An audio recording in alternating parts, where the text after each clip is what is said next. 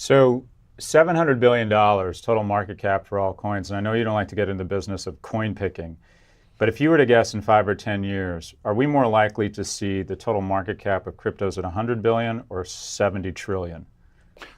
Are you, because it sounds like you're definitely bullish on the blockchain, but you're measured and you're thoughtful around the value of the specific coins. But taken as the market cap of the whole sector, um, trying to time is a fantastic smoother of modulation or a great modulator of waves. But is the regression line upward here for crypto over the next few decades? I think it is, but I say this partly because I think a lot of the mainstream financial technology will cross over, that in 10 years, I think all the stock markets will be using these digital assets with blockchains to clear transactions. I think the sovereign currencies will be moved onto blockchains controlled by central banks. This will get to the point where this actually becomes the mainstream financial system, where you recognize that this technology is so valuable that it shouldn't just be for these private coins and tokens, but the real institutions that are the foundations of the economy, the central banks and stock markets and so forth, will find ways of co-opting the technology and integrating it into people's routine daily business. I fully expect that cash, physical cash, will be gone probably within 10 years in most parts of the world. And I think all of the financial records on stock markets, bond markets, derivative markets will all be kept on blockchains. But whether these will be private blockchains where people compete on a decentralized basis and there's no central authority, I'm skeptical about that, because I think for a lot of people, the comfort of a central authority of political oversight is still going to be very important. Doesn't this, and maybe this is a That guy totally dodged the question. And by the way, the interview is a little bit old, but it does still apply.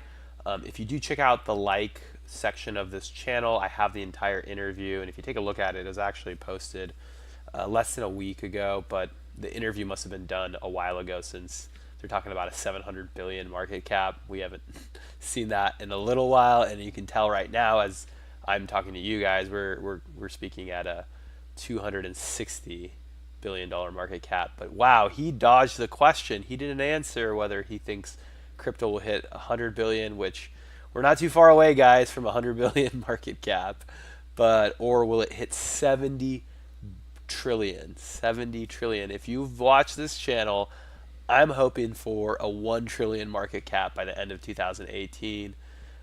So 70 trillion sounds very, very pie in the sky. And to be honest, his forecast is very, I mean, I agree with. I think a lot of this blockchain stuff is great, but unfortunately, there's too much power in central governments, central banks, and I do feel like they will take this technology and make it work for them.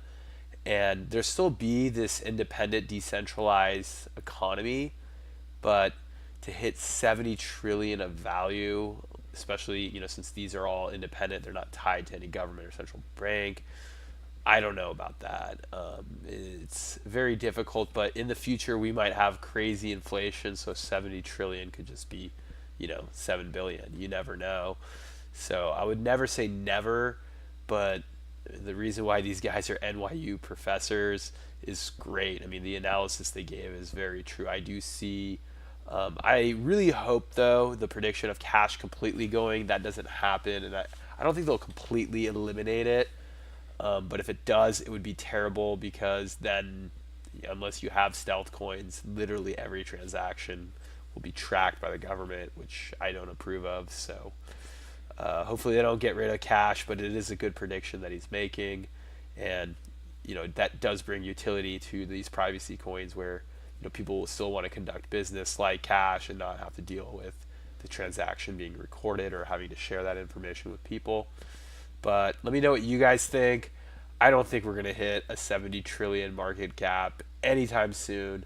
And I do believe in their prediction that governments, central banks will come in and start to create some of their own blockchain technology and kind of push out these independent guys. Even though Bitcoin is the first mover to the market and will always have some relevance, I believe personally, I do see people like American Express, Chase Bank, Visa, MasterCard, the big dogs, they are not going to allow a decentralized world to take over. Even if we, the people, want to, I think the way our governments are right now and how we are, quote unquote, ruled, I think that the central powers will continue to control most of the economy.